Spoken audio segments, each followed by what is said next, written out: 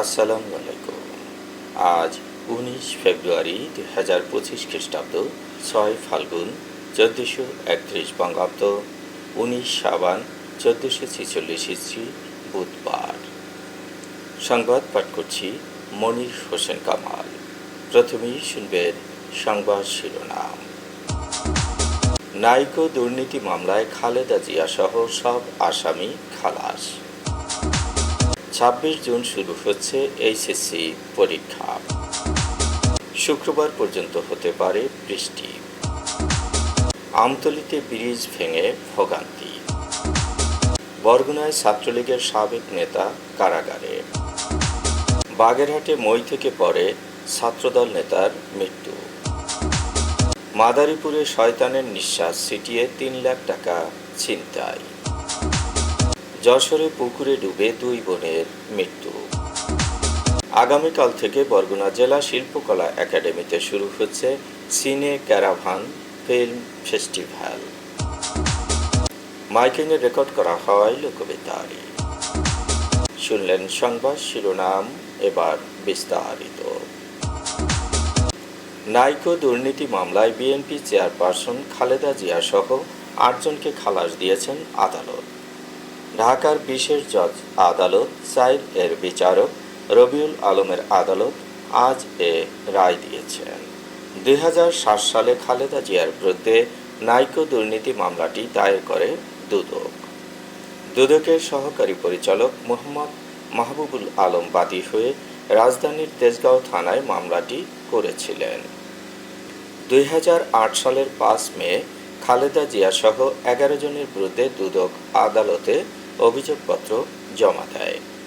মামলার বাকি আসামিরা ছিলেন বিএনপির স্থায়ী কমিটির সদস্য মওদুদ আহমদ, সাবেক জ্বালানি প্রতিমন্ত্রী এ.কে.এম. মোশাররফ হোসেন, তৎকালীন প্রধানমন্ত্রীর মুখ্য সচিব কামাল উদ্দিন সিদ্দিকী, জ্বালানি ও খনিজ সম্পদ মন্ত্রণালয়ের সাবেক ভারপ্রাপ্ত সচিব খন্দকার শহীদুল ইসলাম, সাবেক সিনিয়র সহকারী সচিব সি.এম. ইউসুফ হোসাইন, বাফেক্সের সাবেক মহাব্যবস্থাপক মীর মইনুল হক, বাফেক্সের সাবেক সচিব মোহাম্মদ শফিউর রহমান, ব্যবসায়ী গিয়াসউদ্দিন আল মামুন, ইন্টারন্যাশনাল ট্রাইবেল কর্পোরেশনের চেয়ারম্যান সেলিম ভূঁইয়া ও নাইকোর দক্ষিণ এশিয়া বিষয়ক ভাইস প্রেসিডেন্ট কাশেম শরীফ। এর মধ্যে এ.কে.এম. মোশাররফ হোসেন ও ব্যারিস্টার মওদুদ আহমেদ, বাফেক্সের সাবেক সচিব শফিউর রহমান মারা যাওয়ায় মামলার দায় থেকে তাদের অব্যাহতি দেওয়া হয়েছে। ২৬ জুন শুরু হচ্ছে এইচএসসি পরীক্ষা। তত্ত্বীয় পরীক্ষা শেষ হবে ১০ আগস্ট, আর ব্যবহারিক পরীক্ষা ১১ আগস্ট শুরু হয়ে শেষ হবে ২১ আগস্ট। আন্তঃশিক্ষা বোর্ড পরীক্ষা নিয়ন্ত্রক কমিটির সভাপতি ও ঢাকা শিক্ষা বোর্ডের পরীক্ষা নিয়ন্ত্রক অধ্যাপক এস.এম. কামাল উদ্দিন হায়দারের সই করা সময়সূচি আজ প্রকাশ করা হয়। পরীক্ষা শুরুর ৩০ মিনিট আগে অবশ্যই পরীক্ষার্থীদেরকে পরীক্ষা কক্ষে আসন গ্রহণ করতে হবে। প্রথমে বহু নির্বাচনী ও পরে সৃজনশীল পরীক্ষা অনুষ্ঠিত হবে। ৩০ নম্বরের এমসিকিউ পরীক্ষার ক্ষেত্রে সময় ৩০ মিনিট এবং ৭০ নম্বরের সৃজনশীল পরীক্ষার ক্ষেত্রে সময় ২ ঘন্টা ৩০ মিনিট। ব্যবহারিক বিষয় সম্বলিত পরীক্ষার ক্ষেত্রে ২৫ নম্বরের বহু নির্বাচনী পরীক্ষার ক্ষেত্রে ২৫ মিনিট এবং ৫০ নম্বরের সৃজনশীল পরীক্ষার সময় ২ ঘন্টা ৩৫ মিনিট। পশ্চিমা লঘুচাপের বর্ধিত অংশ পশ্চিমবঙ্গ এবং তার আশপাশ এলাকায় অবস্থান করছে। মৌসুমের স্বাভাবিক লঘুচাপ দক্ষিণ বঙ্গোপসাগরে অবস্থান করছে। রংপুর, বরিশাল ও খুলনা বিভাগের ২-১ জায়গায় বৃষ্টি বা বজ্রসহ বৃষ্টি হতে পারে।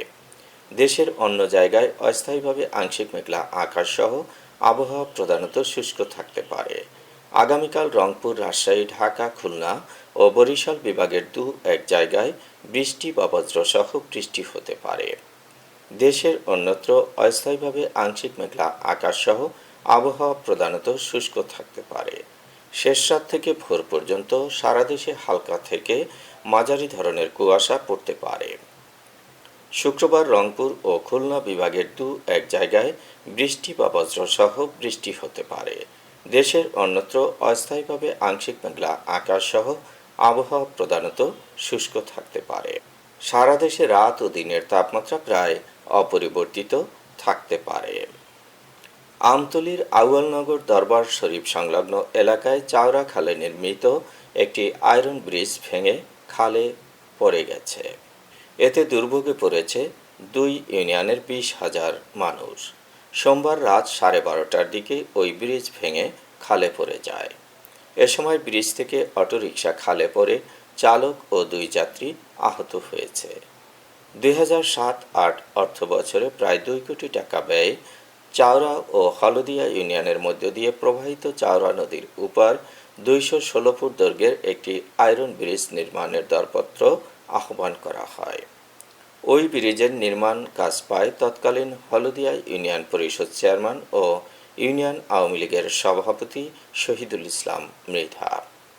ব্রিজটি দায়সারাভাবে নির্মাণ করা হয়। রেল স্লিপারের পরিবর্তে লোহা দিয়ে বানানো নিম্নমানের ভীম ও অ্যাঙ্গেল দিয়ে ব্রিজ নির্মাণ করায় 5 বছরের মাথায় ব্রিজের মাঝের ভীমটি ভেঙে নড়বড়ে হয়ে যায়। ঝুঁকি নিয়ে চলাচলের 13 বছর পর ব্রিজটি ভেঙে পড়েছে। কেন্দ্রীয় ছাত্রলীগের সাবেক সদস্য ও বরগুনা জেলা ছাত্রলীগের সহ সভাপতি সাইফুল ইসলাম সাগরকে গ্রেপ্তার করেছে পুলিশ। সাগর ছাত্রলীগের জয় লেখক কমিটির সদস্য ছিল। মঙ্গলবার সন্ধ্যায় দক্ষিণ বরগুনা বাঁশবুনিয়া থেকে তাকে গ্রেপ্তার করা হয়। বরগুনা থানার ওসি দেওয়ান জবলুল হাসান জানিয়েছেন, সে বরগুনা থানার 2টো মামলার এজাহারভুক্ত আসামি। গত বছরের 4 আগস্ট মীর নিলয়ের বাড়িতে হামলা ও সম্প্রতি আওয়ামী লীগের লিফলেট বিতরণ করায় বিশেষ ক্ষমতা আইনে সাইফুল ইসলাম সাগরকে আসামি করা হয়। আজ তাকে আদালতের মাধ্যমে কারাগারে পাঠানো হয়েছে। বাগেরহাটের ফকিরহাটে মই থেকে পরে ছাত্রদলের সাবেক নেতা ফকির আসাদুর রহমান মারা গেছেন। গতকাল বেলা 3টার দিকে নিজ বাড়িতে এ মর্মান্তিক দুর্ঘটনাটি ঘটেছে। ফকির আসাদুর রহমান সাতশইয়া গ্রামের ফকির আলীর ছেলে। সে ফকিরহাট সদর ইউনিয়ন শাখার ছাত্রদলের সাবেক সভাপতি ছিলেন। বেলা 3টার দিকে ঘরের পাশে রাখা বাঁশের মইয়ের সাহায্যে মুরগির ঘরের চালা দেখতে ওঠেন আসাদুর। হঠাৎ পা পিছলে সেখান থেকে নিচে পড়ে গিয়ে তিনি মারা যান। মাদারীপুরের শিবচর পৌর শহরে লাকি আক্তার নামের এক নারীর নাকে শয়তানের নিঃশ্বাস ছিটিয়ে নগদ 3 লাখ টাকা নিয়ে গেছে। গতকাল দুপুর 12:30টার দিকে শিবচর পৌর শহরের ডিআইজি মার্কেট এলাকায় এ ঘটনাটি ঘটেছে। ভুক্তভোগী লাকি আক্তার বহেরাতলা ইউনিয়ন এর ভেন্নাতলা গ্রামের সোহরাব শিকদারের স্ত্রী। গতকাল সকালে লাকি আক্তার নিজ বাড়ি থেকে 3 লাখ টাকা নিয়ে তার ভাসুর কামালের অ্যাকাউন্টে জমা দেওয়ার জন্য আসে। এ সময় ডিআইজি মার্কেটে অবস্থিত ইসলামী ব্যাংক শিবচর শাখায় যাওয়ার পথে সিঁড়িতে দাঁড়িয়ে থাকা অপরিচিত এক মহিলা একটি কাগজ বের করে দিয়ে একটি ঠিকানা জানতে চায়। যখন লাকি আক্তার কাগজটি পড়তে থাকে, কাগজটির অপর পিঠ থেকে টোকা দিয়ে কাগজের সাথে লাগানো শয়তানি নিঃশ্বাস লাকি আক্তারের নাকে ছিটিয়ে দেয়। এরপর লাকি ওই প্রতারকের কথা মতো তার সঙ্গে থাকা 3 লাখ টাকা, বাটন মোবাইল ও ইসলামী ব্যাংকের চেক বই দিয়ে দেয়। যশোরের ঝিকরগাছায় পুকুরে ডুবে একই পরিবারের 2 শিশুর করুণ মৃত্যু হয়েছে। সম্পর্কে তারা চাচাতো বোন। গতকাল সকাল 10টার দিকে হাজিরবাগ ইউনিয়নের মাটিকুমড়া গ্রামে হৃদয় বিদারক এ ঘটনাটি ঘটেছে। নিহত সুমাইয়া ও সুরাইয়া মালয়েশিয়া প্রবাসী সহোদর ইয়ামিন ও ইয়াসিনের শিশুকন্যা। 2 শিশুর দাদা আনোয়ার গাজী জানান, পরিবারের সদস্যরা সকালে পুকুরে মাছ ধরতে যায়।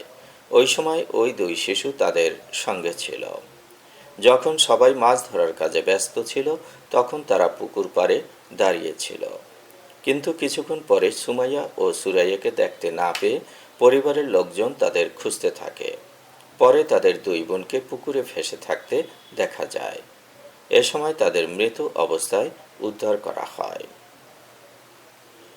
আগামীকাল থেকে বরগুনা জেলা শিল্পকলা একাডেমিতে শুরু হচ্ছে সিনে ক্যারাভান ফিল্ম ফেস্টিভ্যাল। বাংলাদেশ শিল্পকলা একাডেমির নাট্যকলা ও চলচ্চিত্র বিভাগের আয়োজনে এবং রেইনবো ফিল্ম সোসাইটির সহযোগিতায় বিদেশি ভাষার 12টি চলচ্চিত্র নিয়ে আগামীকাল থেকে 3 দিনব্যাপী ফেস্টিভ্যালের আয়োজন করা হয়েছে। প্রতিদিন বিকেল 3টা থেকে রাত 8টা পর্যন্ত বিনামূল্যে চলচ্চিত্র দেখা যাবে। মাইকিংয়ে রেকর্ড করা হয় লোকবেতারে। সুমধুর ও সুস্পষ্ট কণ্ঠে মাইকিংয়ের জন্য লোকবেতারের বিকল্প নেই। লোকবেতারের সাউন্ডপ্রুফ স্টুডিওতে করা হচ্ছে গান ও নাটকের রেকর্ড। সেই সাথে লোকবেতারে নামমাত্র টাকায় প্রচার করা হচ্ছে বিজ্ঞাপন। 15 সেকেন্ডের বিজ্ঞাপন প্রচারিত হচ্ছে মাত্র 500 টাকায়। 30 সেকেন্ডের বিজ্ঞাপন 1000 টাকা, 45 সেকেন্ডের বিজ্ঞাপন 1500 টাকা আর 1 মিনিটের বিজ্ঞাপন প্রচার করা হয় মাত্র 2000 টাকায়। নির্ধারিত টাকার বিনিময়ে প্রতিদিন কমপক্ষে 5 বার করে পুরো 1 মাস বিজ্ঞাপন প্রচার করা হবে। মাইকিং ও বিজ্ঞাপনের জন্য যোগাযোগ করবেন 0-17755664445 নম্বরে। এবারে শুনবেন আবহাওয়ার খবর।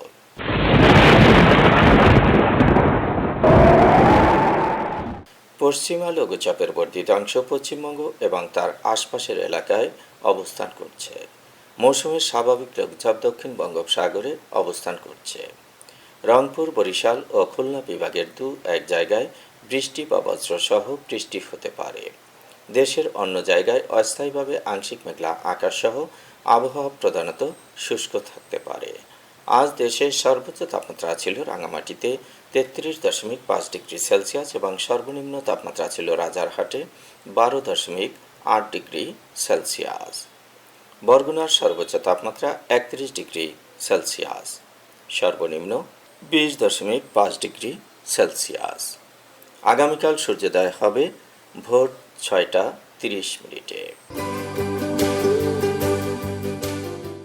সংবাদ শেষ করার আগে শিরোনামগুলো আবার পড়ছি।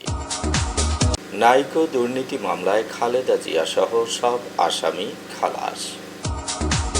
26 জুন শুরু হচ্ছে এইচএসসি পরীক্ষা। শুক্রবার পর্যন্ত হতে পারে বৃষ্টি।